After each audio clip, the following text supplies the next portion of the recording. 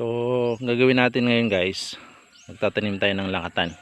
So meron tayo ditong mga saha, ayun, tsaka to, itong saha na to, 1, 2, 3, 4, 5, 6, 7 saha to ng lakatan.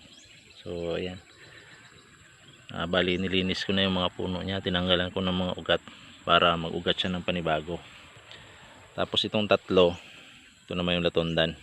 So ganun yung ginagawa ko, nilinis ko rin, tinanggalan ng mga ugat para mas maganda yung tubo niya kung bago yung ugat.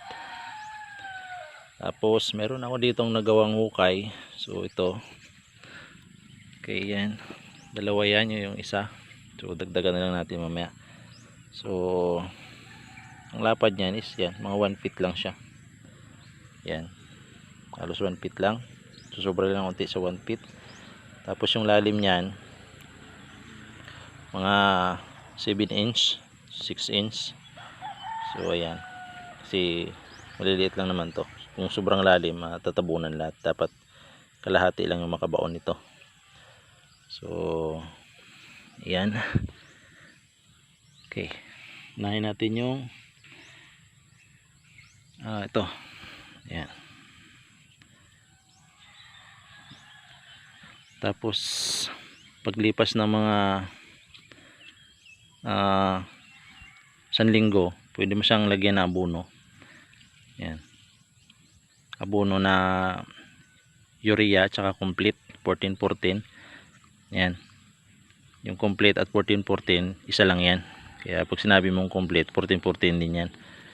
Yan, kahit ano lang banggitin mo dyan pag nagbili ka. Tapos pag nakabuno ka, layo mo siya. Huwag mo idikit sa puno, ilayo mo mga rito. Yan, so hukayan mo ng unti, tapos lagyan na abono. Paglipas ng 1 linggo, yan. So yan, maganda magtanim ngayon kasi umuulan na. Tuwing hapon umuulan na, lakas na yung kidlat, habagat na. Di tulad pag nagtanim ka ng tag-araw, kailangan mong diligan. So mamaya guys, tour ko kayo sa mga natanim ko ng mga lakatan. Marami na akong natanim na lakatan. Ikutin ko kayo sa area kong to. So tanim muna natin lahat to.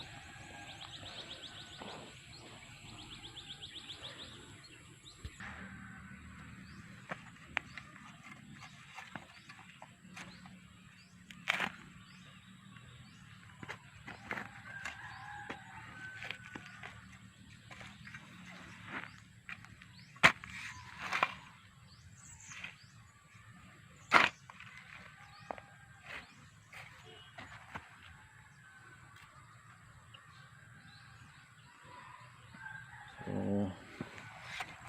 yan lang guys. Kung medyo choosy kayo at ayaw nyo mabasa ng hamog yung paa nyo sa umaga, ito lang ginagawa ko, sa sapatos ako, yung rubber na sapatos, tapos mimidyas na rin ako. Tulas kasi ng paa mo kung nagkatsinilas ka, tapos sa umaga mahamog yung mga damo.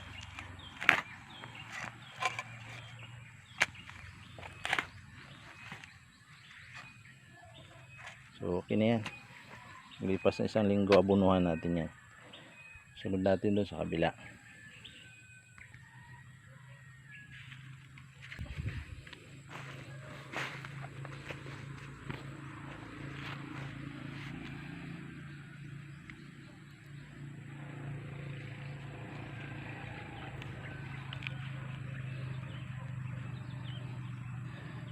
So yan.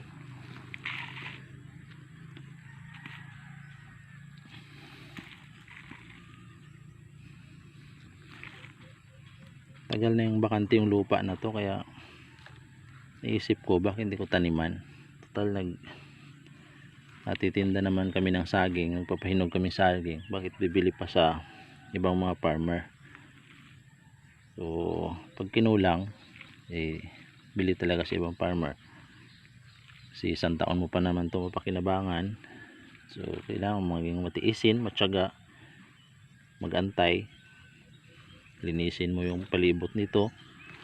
Pag napuno ng damo, damuhan mo yung puno ng saging na to. So matrabaho, Pero di tulad ng ibang pananim, kunti lang yung pag-aalaga mo nito, kasi hindi naman to matakaw sa pag-aalaga. Yun lang, pag dumamo ng sobrang dami ng damo, damuhan mo yung palibot niya. Pero kung may pala ka naman, saglit lang naman yun, lalo pag matalas yung pala mo.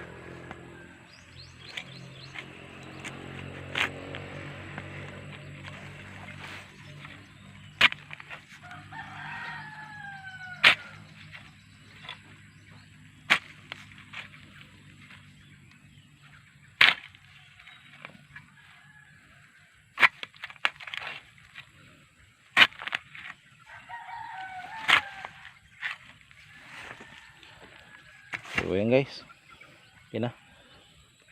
Bali ito pa, damuhan pa natin banda dyan. So makapal tong mga damo.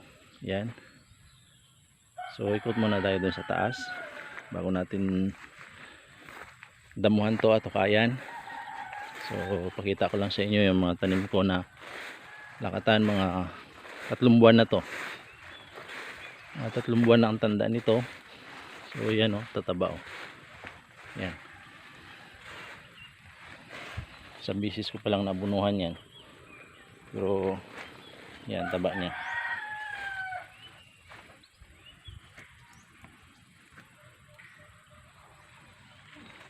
Yung pa yung iba. Yan.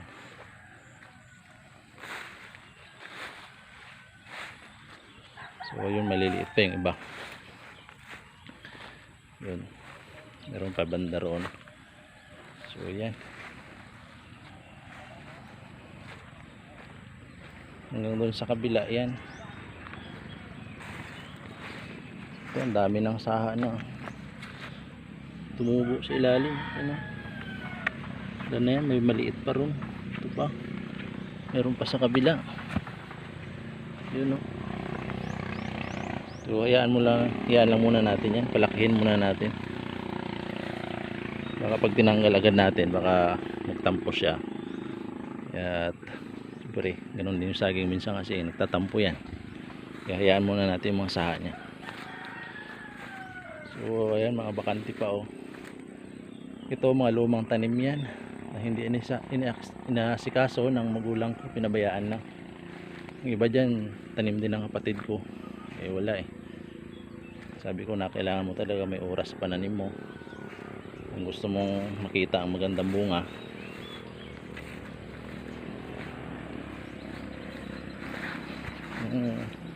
matapos lang umulan yung bundok o umusok-usok pa. Mga alas 7 ngayon. So ito, ang taba rin ito. So tingnan mo naman yung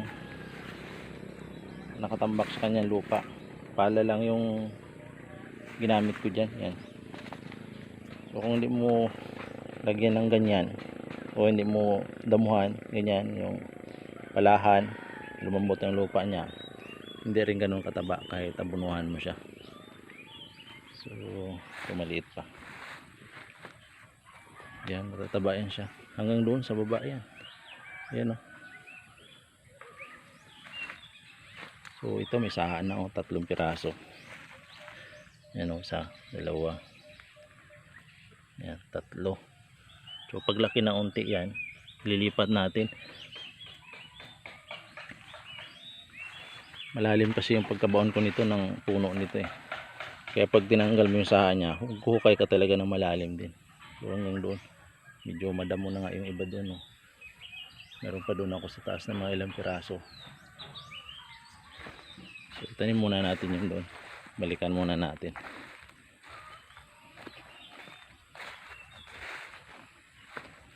So medyo madamo na nga itong isa. Pero okay. Basa pa siya ng ulan. Mula naman kagabi kasi. Yan. Itong isa iba lahi nito. Arnibal yung lahi nito. Señoritas Tagalog yan. Bali dalawa lang to. Andun yung isa, dalawa yung lahi nito. Na kuhaan ko lang yan. Nakuha lang din dun sa kabilang farmer nagtatanim. Binigyan ako 2 piraso. So lilinisan mo natin banda rito. Dito natin itanim yung natira na yun.